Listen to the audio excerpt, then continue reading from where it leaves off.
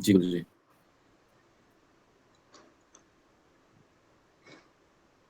फिर से बता रहा हूं, षडबल में हमने जो 9 ग्रह है, रिकॉर्डिंग के आधार पर मैं दोबारा बता रहा हूं, इनके षडबल को देखा और षडबल में जो सबसे कमजोर ग्रह है वो मंगल है, सबसे कमजोर है मंगल, दूसरे नंबर में कमजोर है हमारा शुक्र, तीसरे नंबर में कमजोर है हमारा शनि। 3 ग्रह को हमने पकड़ लिया। इन तीनों को मिक्सअप करके हमने देखा तो हमें यहाँ 2 बातें समझ में आ जाए। पहली बात यह है इनकी पत्नी, दूसरी बात ये इनका व्यवसाय। व्यवसाय का मतलब ये हो गया 7th हाउस से हम जब हम खुद का कुछ व्यापार करते हैं, अपना खुद का कुछ व्यापार हम जब करते हैं तो उस व्यापार में व्यापार को हम 7th हाउस से देखेंगे। फिर 10th हाउस से क्या देखेंगे? 10th हाउस से हम अपने कर्म को देखेंगे, वह जो व्यापार है उसमें हम किस तरह से काम करते हैं। 9th हाउस से भी हम देखते हैं व्यापार, लेकिन 9th भाव से हम 7th हाउस हमारा दुकान है, 10th हाउस हमारा हम जो जिस तरह से काम करते हैं, हमारा काम करने का तरीका कैसा है, हम अपने प्रोडक्ट को किस तरह से लॉन्च करते हैं या रखते हैं अपने पास। 9th हाउस से हम देखते हैं कि हमें उसमें से बेनिफिट हो रहा है या नहीं, क्योंकि भाग्य स्थान है। तो इस हिसाब से हमें व्यापार के लिए 3 भाव दिखाई दिया। अब अर्पण पटेल जी का हमने 7th हाउस एनालाइज करना है, यानी पत्नी देखना है सबसे पहले। तो 7th का मालिक कौन है? गुरुजी, ये पत्नी का इनका स्थान क्यों देखना? क्योंकि मंगल और शुक्र की वजह से। हाँ, शुक्र है ना, शुक्र भी पत्नी का कारक है। मंगल भी जो है कि पत्नी, मंगल भी कहीं ना कहीं स्त्री के लिए, एक स्त्री के लिए मंगल जो है वो रज का प्रतिनिधित्व करता है। ओके गुरुजी। प्रतिनिधित्व करने वाला है मंगल, क्योंकि अगर यहाँ शुक्र आ रहा है सामने, क्योंकि शुक्र उस दिशा में हमें इंगित कर रहा है, पत्नी के दिशा में, जी गुरुजी। उसके साथ मंगल भी अगर जुड़ रहा है। अब यहाँ शुक्र के मंगल के जगह में अगर यहाँ सूर्य होता तो फिर हमारा यहाँ पर बात होती, हम किसान पैतृक जमीन की बात अगर यहाँ हो जाता। अब यहाँ पर अगर ये सूर्य होता, क्या होता? पैतृक जमीन की बात होती, क्योंकि सूर्य है पिता, शुक्र है जमीन, शनि है कर्मचारी। तो वहां पर फिर हमारा ध्यान पैतृक संपत्ति में। आपके दिमाग में इतना मतलब कि शार्प होना चाहिए दिमाग की, सारी चीजें ग्रुप करके एकदम अपडेट होना चाहिए। यहाँ हमारे सामने ये सब चीज करते करते आपको समझ में आएगा।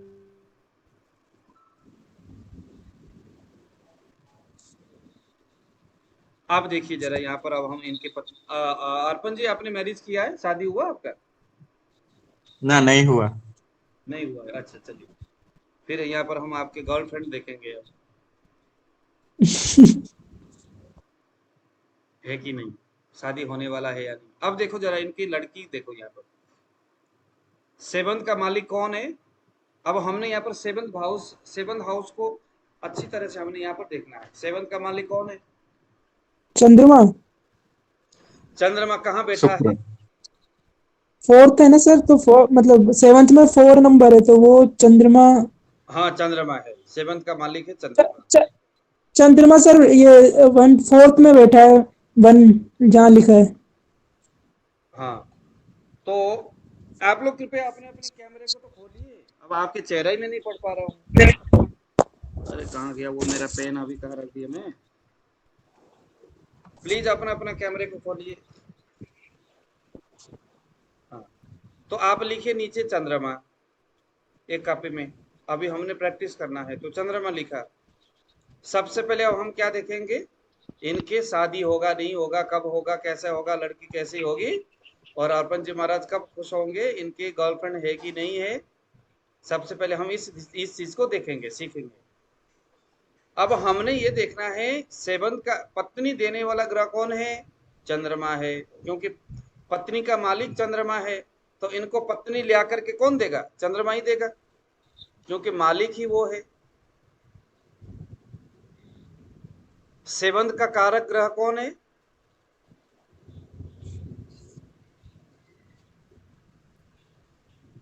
पत्नी स्थान का कारक ग्रह कौन है?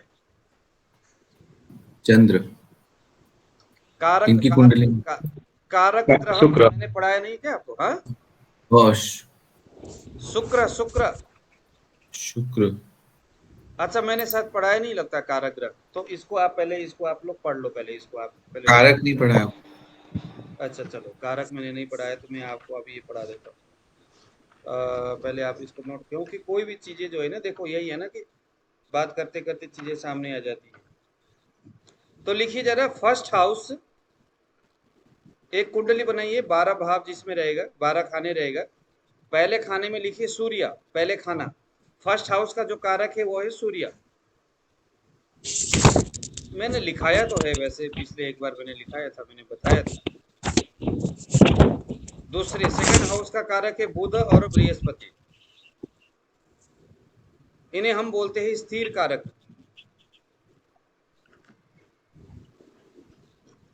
थर्ड हाउस का कारक है मंगल। फोर्थ हाउस का कारक है चंद्रमा, मंगल, शुक्र। ओम जी को फिर बताना पड़ेगा। फर्स्ट हाउस है सूर्य, सेकंड हाउस है बुध और बृहस्पति, थर्ड में है मंगल। गजानंद जी लिख रहे हैं आप? हाँ सर, लिख रहा हूँ। फोर्थ हाउस है चंद्रमा, मंगल और शुक्र। फिफ्थ हाउस है बृहस्पति। सिक्स हाउस है शनि और मंगल। सेवंथ में आ गए शुक्र। 8 में आ गया शनि। 9 में आ गया बृहस्पति। 10 में आ गया शनि, सूर्य और बृहस्पति।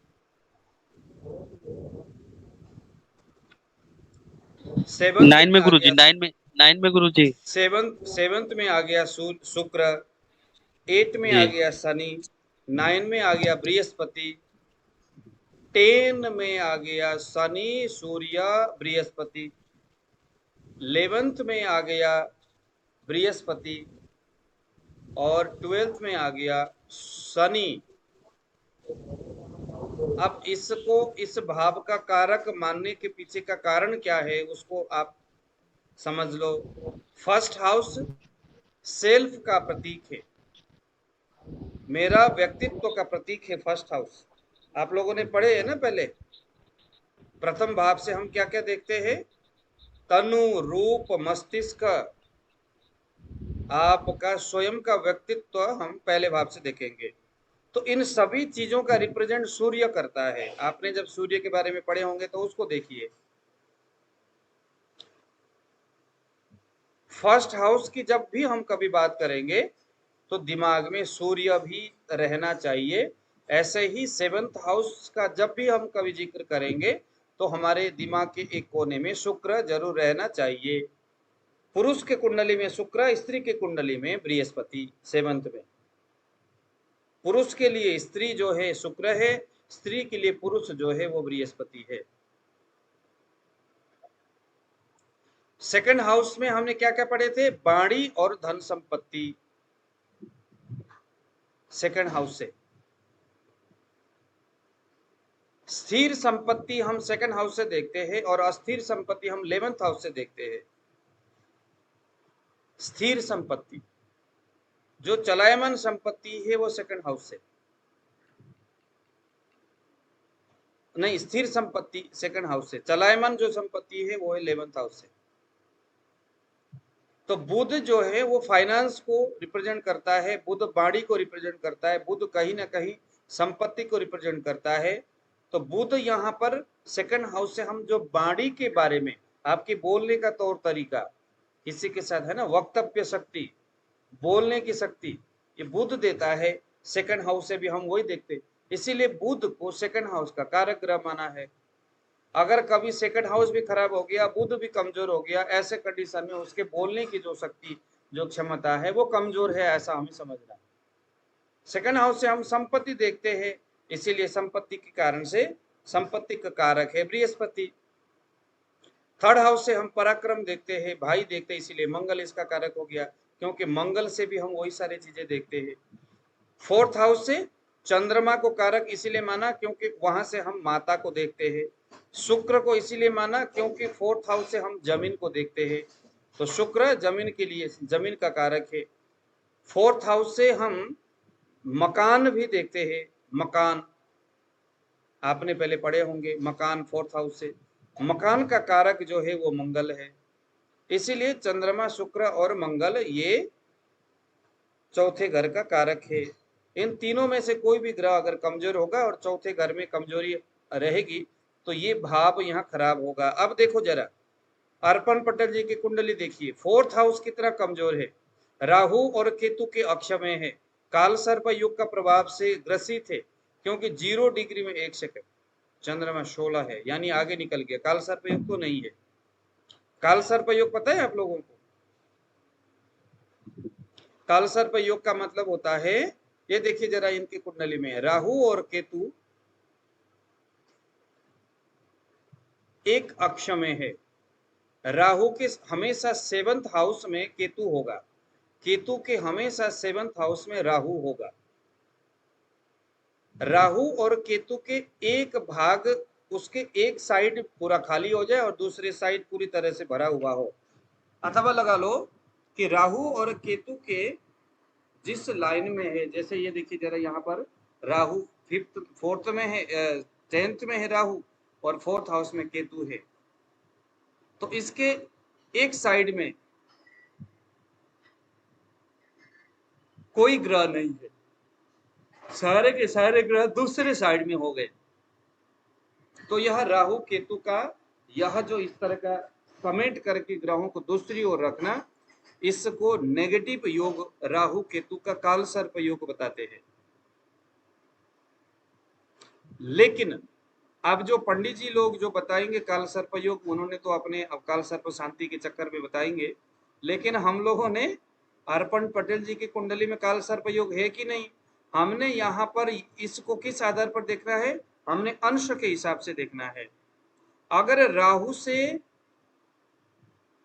पीछे कोई अंश के आधार पर, जैसे यहाँ पर देखो चंद्रमा और केतु बैठे हुए हैं, केतु के पीछे होना चाहिए चंद्रमा, आगे अगर हो गया तो चंद्रमा अंश के हिसाब से उस मेष राशि में केतु से आगे निकल जाएगा वो ग्रह, तो दूसरी ओर चंद्रमा पहुंच जाएगा। आया समझ में? केतु से अब देखो यहाँ पर चंद्रमा कितने डिग्री में है,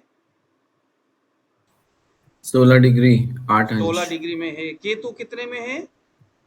शून्य में। इसका शून्य मतलब डिग्री। मेष राशि में केतु 0 में है, अभी अभी आया हुआ है, लेकिन चंद्रमा 16 डिग्री आगे निकल चुका है। इसका मतलब है यहाँ काल सर्प योग प्रॉपर तरीका से बना नहीं। अब ऐसे लोग इनको डर दिखाएंगे आपका काल सर्प, लेकिन अब ये जो नेगेटिव योग है इससे इनको परेशानी होगी, इनका आर्थिक जो स्थिति है उसमें थोड़ा सा प्रॉब्लम होगा, इनकी कहीं ना कहीं मम्मी जो है, माँ के जो शरीर है उनके स्वास्थ्य में भी कहीं ना कहीं परेशानी होगा। अभी मैं ये मेरा बंद हो गया, एक सेकंड मैं दोबारा जाता हूँ।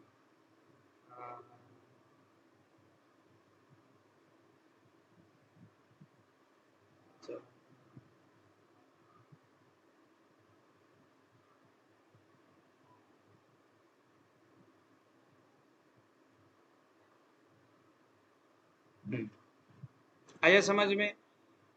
अच्छा, अब यहाँ पर 7th में है, ये सारा आपको समझ में आया?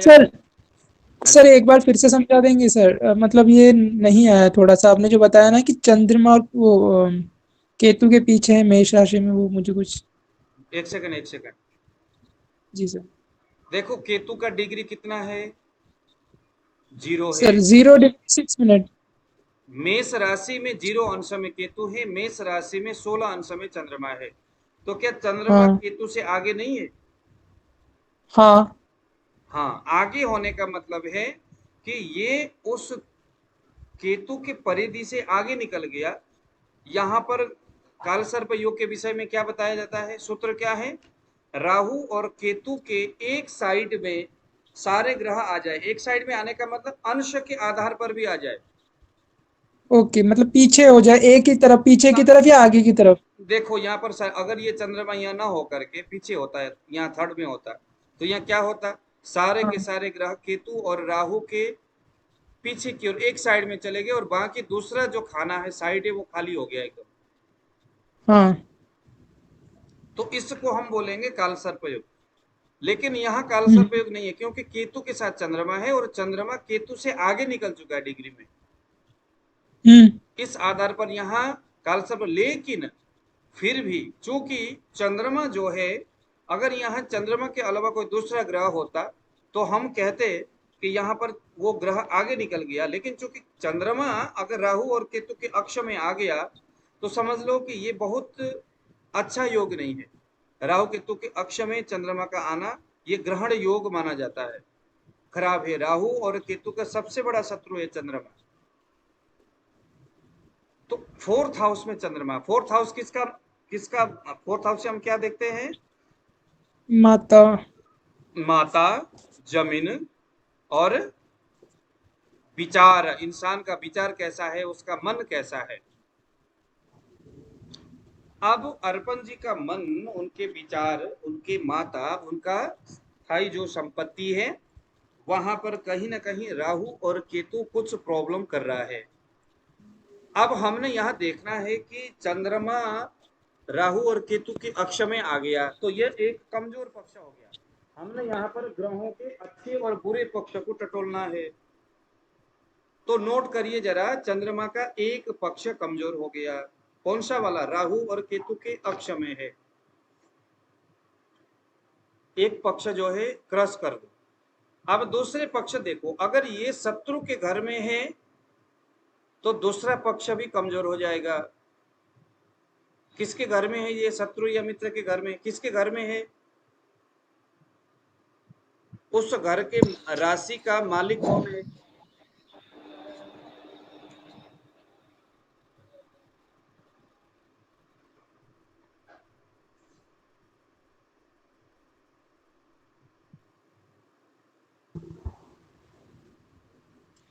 सर इसका मंगल।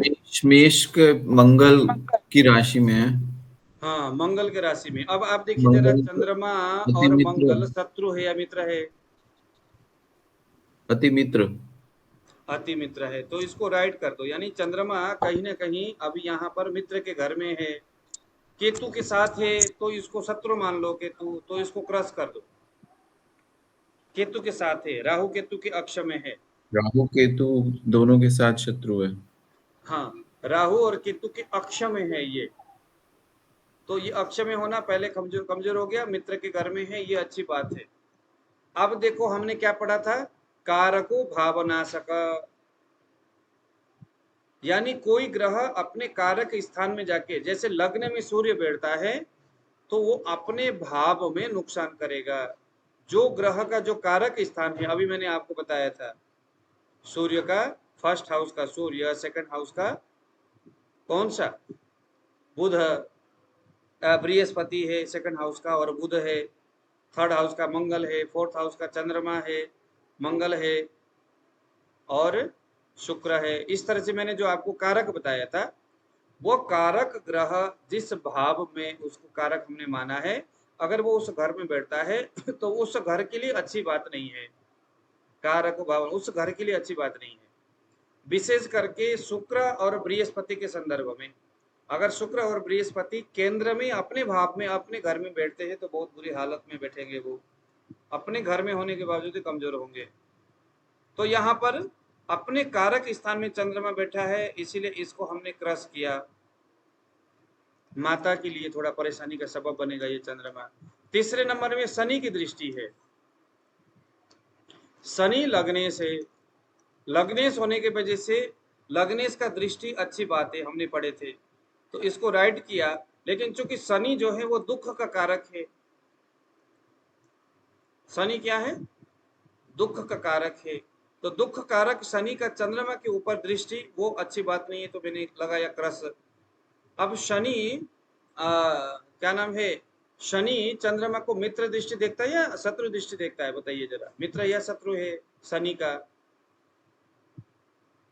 शनि चंद्रमा को क्या देखता है, शत्रु या मित्र? अति शत्रु। अति शत्रु है, तो हमने इसको क्रश किया क्योंकि अति शत्रु की दृष्टि यहाँ पर पड़ रहा है।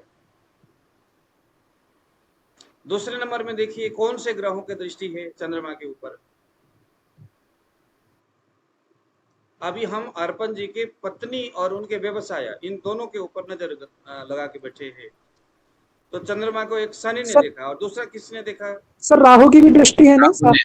हाँ, राहु की तो है ही उसके अक्ष में। राहु। हाँ, दूसरा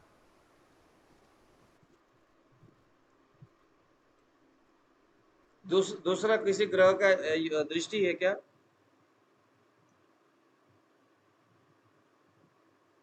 देखिए जरा, किसी ग्रहों का दृष्टि है क्या? सर मंगल मंगल मंगल का है सर शायद। मंगल का कैसे है?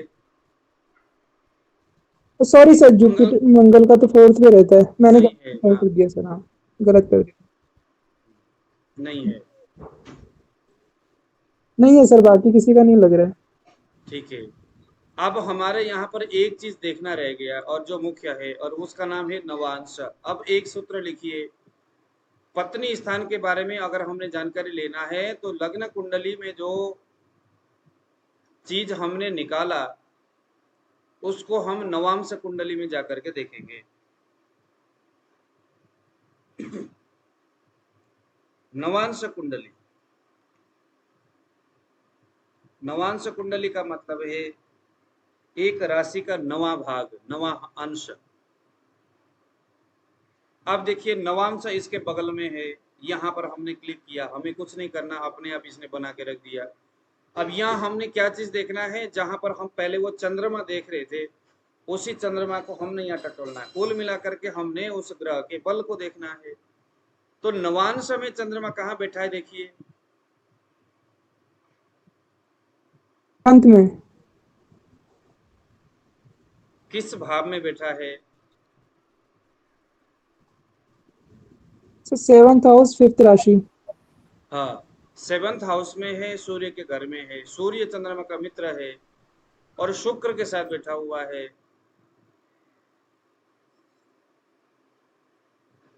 शुक्र के साथ बैठा हुआ है। शुक्र चंद्रमा को शत्रु मानता है या मित्र मानता है?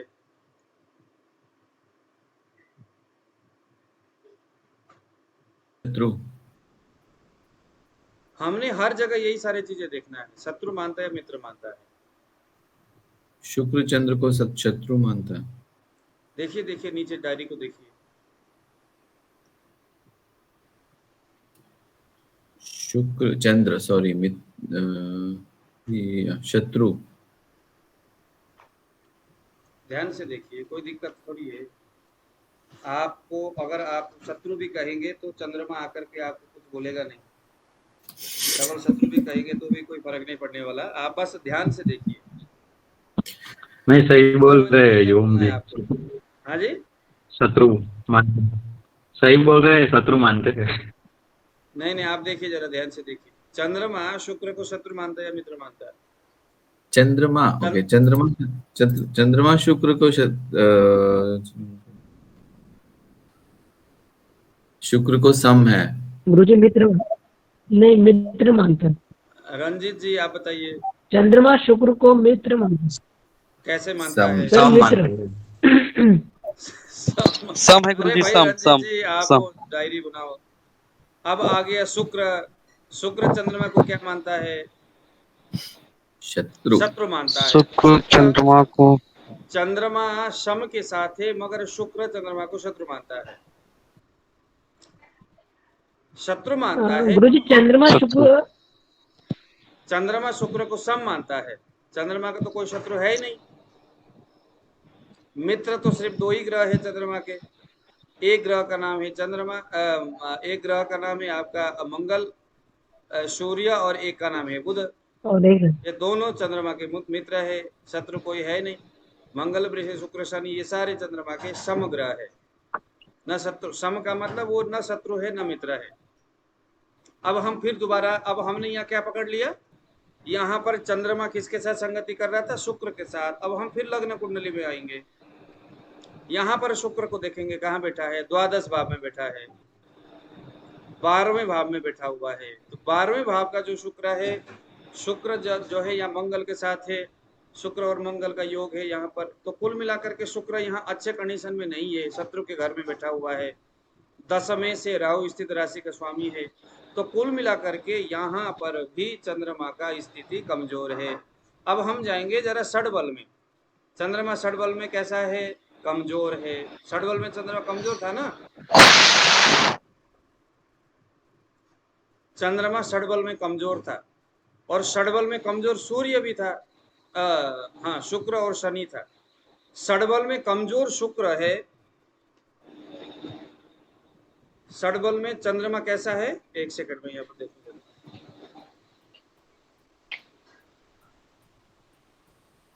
चंद्रमा षडबल में स्ट्रांग है, इनका स्ट्रॉन्ग था, है ना। तो स्ट्रॉन्ग था, लेकिन अभी हम लोग मंगल शुक्र और शनि इसके आधार पर हम 7th हाउस में आए थे, है ना। तो षडबल में चंद्रमा जो है सबसे स्ट्रॉन्ग है।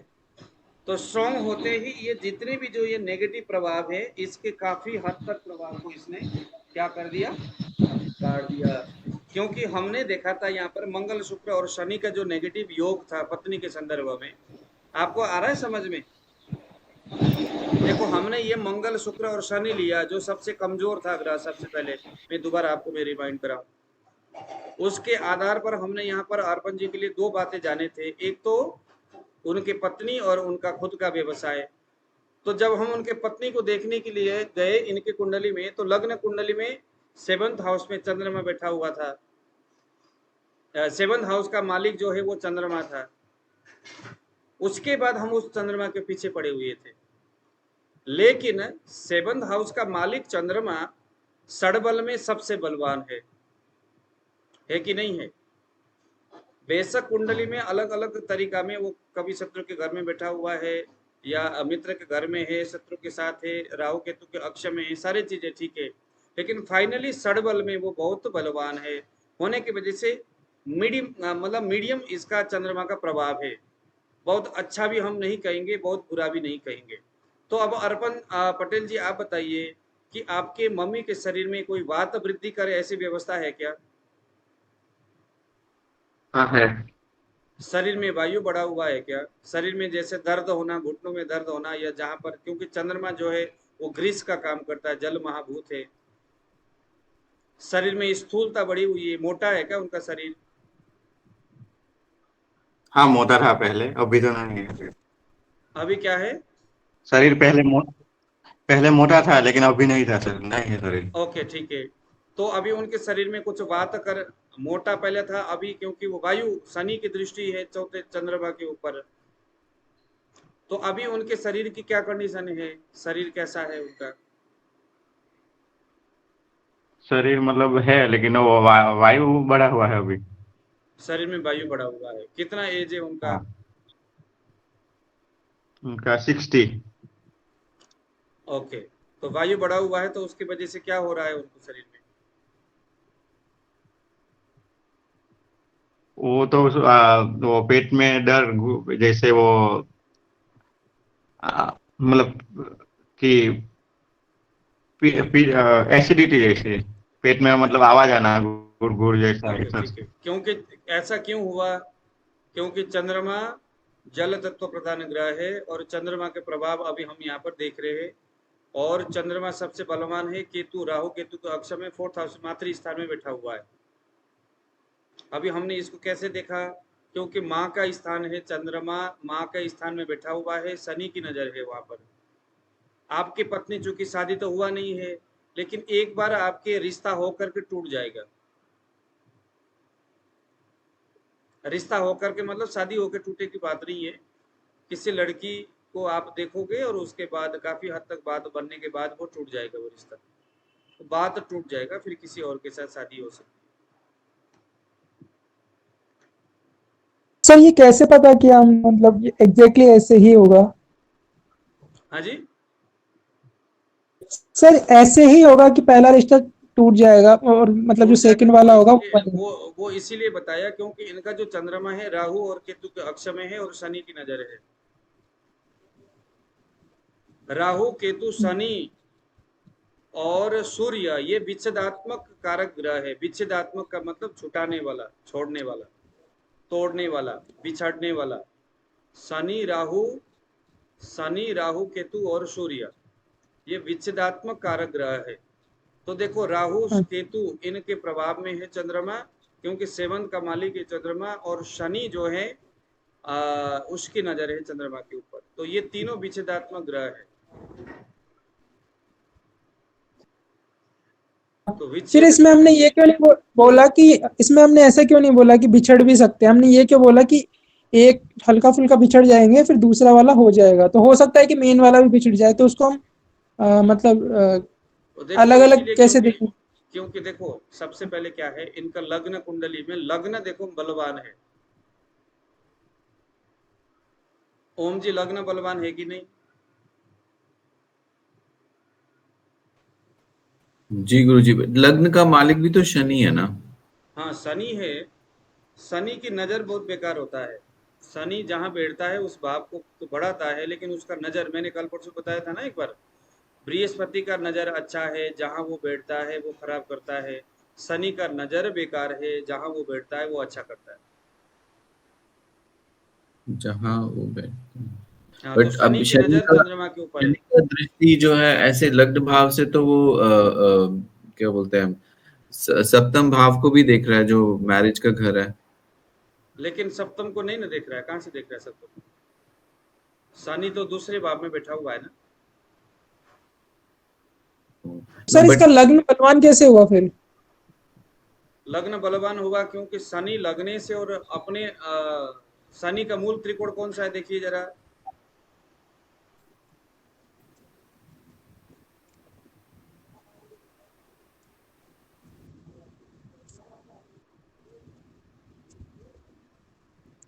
मूल त्रिकोण राशि कौन सा है?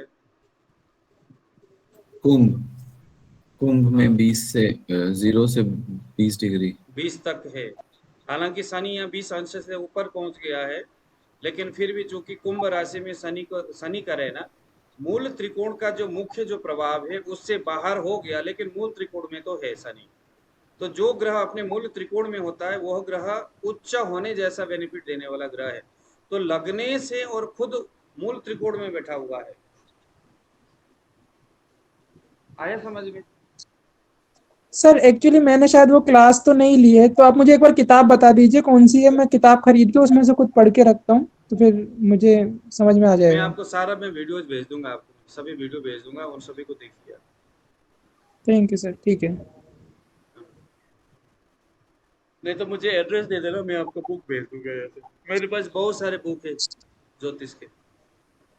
ठीक है सर, सभी मैं बुक आपको भेज एड्रेस दे दूंगा। दूँ। हाँ एड्रेस दे देना। ठीक है। अच्छा समझ में आया? क्योंकि यहाँ इनका लग्नेश बलवान है। लग्नेश बलवान होने का मतलब ये हो गया, इनका लग्न बलवान है, तो कोई भी चीजों में नेगेटिव प्रभाव बहुत ज्यादा तो नहीं कर पाएगा। लेकिन इतना है कि राहु केतु का प्रभाव दसम भाव में है। राहु दसम में बैठा हुआ है, चौथा और दसम होकर के ये काल सर्प योग कहीं ना कहीं बना रहा है। मतलब राहु केतु के अक्ष में चंद्रमा है और चंद्रमा केतु के साथ बैठा हुआ है। तो इस आधार पर अर्पण पटेल जी को अपने व्यापार व्यवसाय चलाने में, काम करने में थोड़ा सा मुसीबत तो देगा। जीवन में थोड़ा सा ये संघर्ष तो कराएगा। पटेल जी ऐसा ही हो रहा है कुछ? हाँ पूरा पूरा पूरे पूरा हाँ क्योंकि राहु केतु के अक्ष में है। देखो समझ लो, संकट। राहु केतु के अक्ष में कोई भी भाव रहेगा और वो काल सर्प योग जैसी स्थिति बनाता है। बेशक अब यहाँ काल सर्प योग तो नहीं है, लेकिन चूंकि केतु के साथ चंद्रमा है, अगर कोई दूसरा ग्रह होता तो यह वो कंडीशन नहीं होता। लेकिन अब यहाँ पर क्या है, राहु दसम में बैठ गया और केतु पंचम में चौथे में बैठ गया, तो इनके मन में एक प्रकार का कभी कभी हीन भावना ये केतु पैदा करेगा। मतलब नेगेटिव फैक्ट इनके अंदर वो डालेगा और इनको बार बार जहां से भी बेनिफिट होने की कंडीशन होगी वहां से इनको दूर कर देगा, उस जगह से।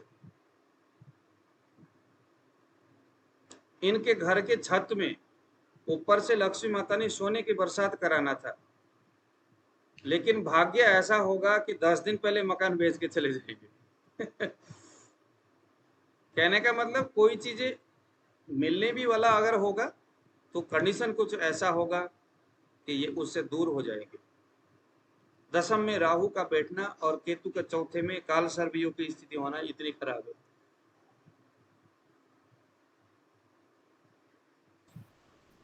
तो आज मैं कुछ और चीज पढ़ाने के लिए आया था, लेकिन कल के प्रसंग ने आज कुछ और चीज पढ़ा दिया। तो उसका क्या मतलब है? लॉ मीन्स लगना, ये मैं हिंदी में लग्न। मतलब बनाया। लॉ मीन्स लगना। ओके। और ये यू और ने मतलब यो फर्स्ट में यू लिखा है वो क्या होता है you Guruji? Means Uranus. Uranus, अच्छा, यूरेनस और नेपच्यून। ने मतलब हाँ नेपच्यून। हाँ। प्लू माने प्लूटो। ओके। आया समझ में? सबसे पहले हमने क्या देखना है? ग्रह का षडबल देखना है, कितने बल में है, कौन कौन से ग्रह बली है उसको देखना है। जो बली है उसको हम बाद में निपटाएंगे, लेकिन सबसे पहले हमने कमजोर 3 ग्रहों को उठाया। वो कमजोर ग्रह किस भाव को दर्शाता है? जैसे यहाँ इनका मंगल, शुक्र और शनि इनके 7th हाउस को दर्शा रहा था। 7th में हमारी निगाह पड़ी तो वो उसका मालिक चंद्रमा निकला। फिर चंद्रमा के ऊपर हमने विश्लेषण किया तो पता चला चंद्रमा तो इसका कमजोर पक्ष जो है 1 2 3 4 5 है और अच्छा पक्ष 2 ही है। तो कमजोर पक्ष चंद्रमा में ज्यादा दिखाई दिया। चंद्रमा जो है वो मातृकारक है, मन का कारक है ना। चंद्रमा बुद्धि का मन का कारक है, माता का कारक है, जमीन का कारक है, पानी का कारक है, शरीर में कफ का कारक है।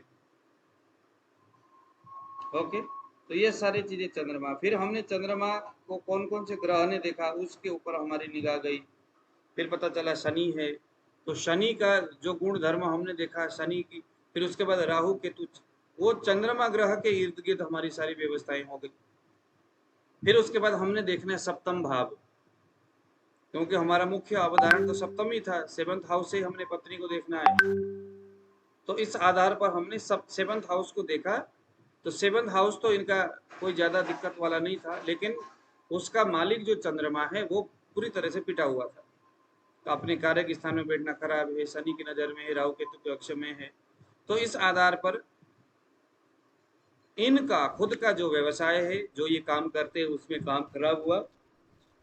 और इनके मम्मी के जो शरीर है वहां पर जल तत्व की अधिकता हुई, मंदाग्नि वगैरह होना, जल तत्व की अधिकता हुई ना, क्योंकि जल तत्व ही है ना चंद्रमा। सर यहाँ पर हमने जो कारक ग्रह है उसका शुक्र 7th हाउस का, उसके बारे में हमने ज्यादा कुछ विचार नहीं किया। वो भी तो कुछ रोल प्ले करेगा उसमें। उसका जो षडबल में भी उसका कमजोर स्थिति था काफी, तो उसको हमने उसका उसका स्थिति हमने मतलब ढंग से एनालाइज नहीं किया। शुक्र का हमने केवल स्थिति देखा ना वहां पर, वहां जाकर के नहीं देखा उधर नवांश कुंडली में। अच्छा, हाँ हाँ। नवांश अब कुंडली में शुक्र चंद्रमा के साथ बैठा हुआ है। हाँ, तो वो शत्रु थे। ठीक है। तो उसको भी गुरुजी हमने इसमें जो चंद्रमा षडबल में इतना स्ट्रांग होने के बाद भी मतलब इतना इफेक्ट आ रहा है, तो फिर स्ट्रांग होने का मतलब ही क्या हुआ? मतलब वो इतना बलवान था यही तो उधर। बात है ना, मैंने इसलिए तो बताया कि कंडीशन डिसाइड करता है कि कौन सा ग्रह। इसीलिए तो है कि षडबल में स्ट्रांग होने के बावजूद भी कभी कभी वो जो है, अब देखो षडबल का मतलब क्या है, वो बलशाली तो है। एक आदमी जिस प्रकार से दिखने में तो बड़ा बलवान दिखता है, लेकिन अंदर से खोखला है। यही बात है ना, हमने उसके कई सारे तरीका से उसका एनालाइज करना है। और अगर इसी में अगर चंद्रमा अगर षडबल में भी अगर गिरा हुआ रहता, मतलब बहुत कमजोर रहता, तो फिर क्या उसके जो फिर तो इफेक्ट हो अर्पण सकते पटेल जी हैं यहाँ परिणाम? नजर ही नहीं आते। अर्पण पटेल जी यहाँ नजर ही नहीं आते। अर्पण पटेल जी के अंदर आयुर्वेद, धर्मशास्त्र, ये सारी चीजें सीखने का मन ही नहीं होता, क्योंकि मन इसका फिर तो इनका जो मन है, मन तड़पत हरि दर्शन पता नहीं क्या, किसके लिए मन तड़पता है इनका, बस तड़पता रहता। कई सारे मानसिक व्याधि हो जाना। अच्छा। ठीक है अब सर। अर्पण पटेल जी, अच्छा अब आप मुझे, अब आप थोड़ा सा आप बताइए, जरा विश्लेषण करिए, आप खुद मुझे बताइए या सभी लोगों को बताइए कि आपका जो चंद्रमा है, यानी कि स्त्रियों के संबंध में, संदर्भ में आप किसी लड़कियों से दूर रहते हो, लड़कियों से दोस्ती नहीं, लड़कों से भी आपका ज्यादा दोस्ती नहीं होगा, क्योंकि चौथा जो 4th हाउस जो होता है वो मित्र का घर होता है। अब वहां पर राहु केतु के अक्ष में है, शनि की नजर है और चंद्रमा भी कमजोर है, तो क्या आपके, हम यह कह सकते हैं कि आपके मित्र भी कमजोर होंगे? मित्र आपके एकदम बहुत कम सटीक, है। कम है हाँ। हाँ, आपको मित्र बहुत ज्यादा बहुत कम है। मतलब कि आपको बहुत ज्यादा डीजे साउंड वगैरह पसंद नहीं है, एकांत में रहना पसंद नहीं है। करते हो। हम्म। खाने में आपको मीठा ज्यादा पसंद नहीं है, कुछ नमकीन पसंद करते हो। अच्छा, नहीं नहीं, मीठा गुजरात में ज्यादा हो आप पसंद तो शायद, गुजरात में तो लोग मीठा पसंद करते ज्यादा, ठीक है। देश काल परिस्थितियां, गुजरात में तो ढोकला खाते हैं ना, है। मीठा ही होता है ढोकला, ठोकला ढोकला हाँ, क्या बोलते हैं। अच्छा, दूसरी बात है कि आपके जो जलेबी मम्मी और है, फाफड़े।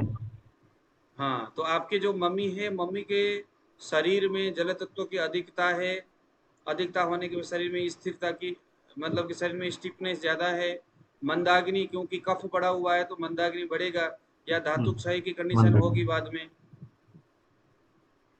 सर शनि का नजर भी है तो वात भी बढ़ेगा, है ना, एक वात सेकंड, और एक सेकंड, हाँ, बात बात बढ़ गया ना, शनि की तो पूरी नजर है इनका। अच्छा, हाँ, तो दूसरी बात उसके है, हाँ, वायु बढ़ गया ना इनके मम्मी के शरीर में। अच्छा, दूसरी बात है, तो सर कफ भी बढ़ेगा, वायु भी बढ़ेगा, तो वात कफ का प्रॉब्लम रहेगा। विकृत कफ के बढ़ने से वायु बढ़ गई, अवरोध जन्य व्याधि। Okay okay. अच्छा, दूसरे नंबर में, क्या आपके जमीन जायदाद, आपके पुरखे पुश्तैनी जो जमीन है, आपके चाचा ताऊ और आपके फादर में कोई ज्यादा अच्छा संतुलन नहीं है क्या? नहीं है, नहीं है। हाँ, आपके चाचा ताऊ, आपके फादर, इनमें संतुलन नहीं है। कहीं ना कहीं कभी ऐसा टकराव हुआ संपत्ति को लेकर के, बंटवारे के लेकर के? हुआ है। बहुत ज्यादा हुआ या ठीक ठाक हुआ है? बहुत ज्यादा नहीं, लेकिन ठीक ठाक हुआ है। अच्छा, बंटवारे को लेकर के लफड़ा हुई कुछ? हाँ, वो भी हुआ है। आपके जो दादी माँ है, वो दादी माँ आप लोगों के पक्ष में शायद थी नहीं। पहले नहीं थी। हाँ, दादी माँ आपके पक्ष में नहीं थी, लेकिन बाद में हो गई। हम्म। दादी माँ अभी है क्या आपके हम्म। पास? ना, नहीं है। आपके जो मम्मी है, वो मम्मी को आपके ससुर, आपके जो, जब वो इकट्ठा रहते थे तो वहां पर वे लोग थोड़े से दुख देते थे? नहीं, ऐसा तो नहीं हुआ था। अच्छा, थोड़ा इग्नोर करते थे? लेकिन उस टाइम पे तो इतना पूरा संघर्ष जैसी स्थिति थी ना, उस सब उस टाइम पे ओह, तो, ठीक है, पहले के टाइम में ठीक तो। है, तो सभी लोग संघर्ष करते थे, ये तेरा ये मेरा वाली वहां बात ही नहीं था। लेकिन जब बात ही। थोड़ा सा सुधार हुआ चीजों में, उसके बाद कुछ परिवर्तन तो दिखा जरूर। हाँ। उसके बाद लगने लगा कि हाँ, अब यहाँ पर वो नहीं है। आपकी कुंडली में अगर हम चाहके के हिसाब से बताएंगे तो बहुत सारी चीजें यहाँ पर हम बता सकते। चलो, फाइनली कुल मिलाकर के ये है कि लड़की आपको, स्मार्ट लड़की तो मिलेगी, लेकिन लड़की देखते वक्त थोड़ा सा ये ध्यान देना कि लड़की ज्यादा पचट पचट बोलने वाली लड़की हो सकती है, जिस बात का कोई और ये अर्थ कैसे नहीं, ऐसे बात भी बोलने वाली। कैसे पता किया सर हमने ये, क्योंकि मतलब कि ज्यादा बोलने वाले। शनि है, शनि जो है वात वृद्धि कर है, और शनि जो होता है उसका स्वभाव कैसा है आप वो पीछे से पढ़ते हुए आए हो। राहु केतु के अक्ष में चंद्रमा है, और वो चंद्रमा जो है सप्तमे से, और ध्यान देना उधर नवम से कुंडली के 7th हाउस में शुक्र और चंद्रमा का योग है। मीठी छुरी है, मीठी छुरा क्या बोलते हैं, चंद्रमा और शुक्र का योग, पत्नी, हाँ वैसी है। सर आपने कहा कि स्मार्ट मिलेगी, स्मार्ट कैसे देखा हमने? स्मार्ट कैसे देखा, क्योंकि शुक्र चंद्रमा के साथ मिला हुआ है ना, सब 7th हाउस में, तो उधर D9 चार्ट में। चंद्रमा और शुक्र ये दोनों स्मार्ट ग्रह है।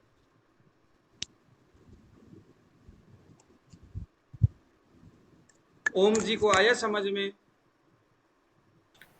जी गुरुजी। धीरे धीरे ही आएगा, धीरे धीरे। अब उसको ना आप लोग जरा विश्लेषण करिए, अपने अपने कुंडली को विश्लेषण करना है, उसी हिसाब से परसों तक आप लोग फाइनल हो जाइए और एक ही कुंडली का विश्लेषण करके आप लोगों ने परसों सभी लोग अपने अपने कुंडली विश्लेषण करेंगे इस आधार पर। सबसे पहले क्या देखना है, जो सबसे कमजोर ग्रह है उसको निकालना है, उसके बाद उसका एक भाव निकालना है। बेशक आप लोग चाहो तो व्हाट्सएप में ग्रुप में डाल देना कि सर मुझे ये 3 ग्रह दिखाई दिया, तो मैं आपको बता दूंगा उस ग्रह का रीजन क्या होगा, उसका मतलब क्या देखना है। फिर उसके बाद फिर आगे आप लोगों का काम है, फिर उस ग्रह का किस भाव से रिलेशन है, फिर उसका षडबल में क्या है। अच्छा नहीं, फिर उसका हाँ वो जो ग्रह है जिस भाव से संबंध रखता है उसका षडबल, उसका भाव बल, और उसके बाद उसके मित्र शत्रु उच्च नीच, ये सारी चीज देख करके आप लोगों ने ग्रुप में बताना है, फिर वहां पर कुंडली डालना है वहां पर। अभी तो हम दशा तक गए नहीं है, अभी हमने जस्ट एनालाइज करने का कुछ छोटा सा सिंपल तरीका के ऊपर अभी हम डिस्कस कर रहे हैं। अभी हम लोगों ने पारासर लघु पारासर पढ़ना है अभी बाद में, लेकिन थोड़ा सा पहले कुछ चीज़ों में थोड़ा सा आप लोग एक्सपर्ट हो जाओ, एनालाइज करने के कुछ तरीकाएं हैं। पहले मैं आपको थोड़ा चहके वगैरह सिखा दूंगा, तो वो बहुत अच्छा है वो। ठीक है जी, तो चलिए नमस्कार, मिलेंगे कल। आज काफ़ी